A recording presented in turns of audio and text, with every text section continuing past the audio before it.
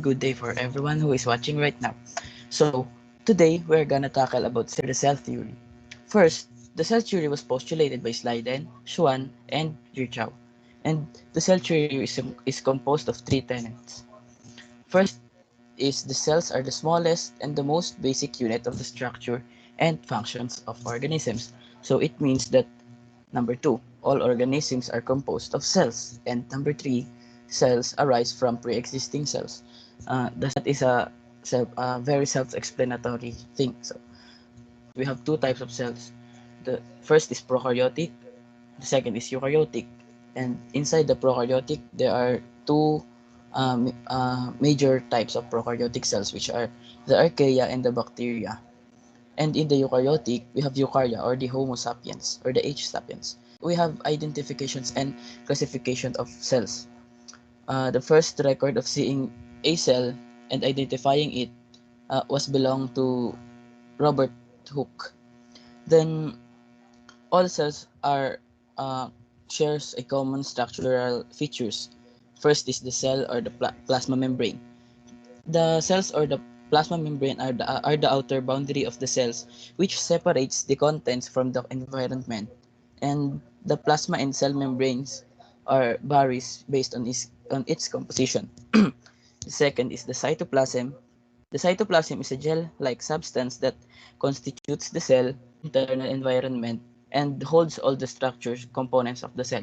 So the cytoplasm is the liquid part of the cell. Then next is the genetic material.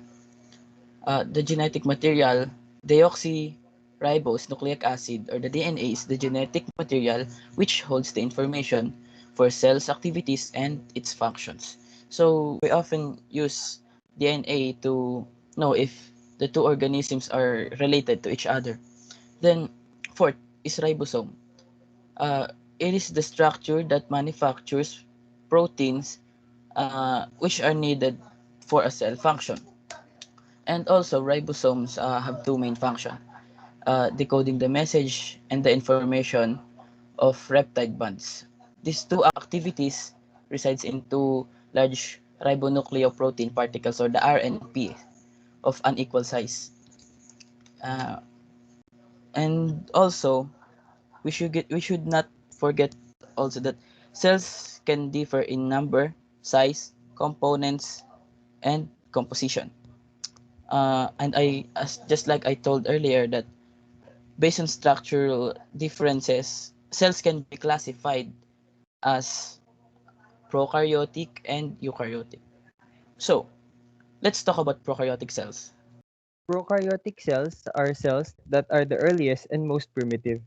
It contains only simple structures with very little differentiation. Its size varies from zero point 0.1 to zero point 0.5 micrometers. It consists of organisms from the archaea and bacteria domain. Prokaryotic cell membranes has a plasma membrane that acts as a protective cover and a cell wall for added support and protection. Prokaryotic cells also have ribosomes that gives proteins and a nucleoid that has the DNA.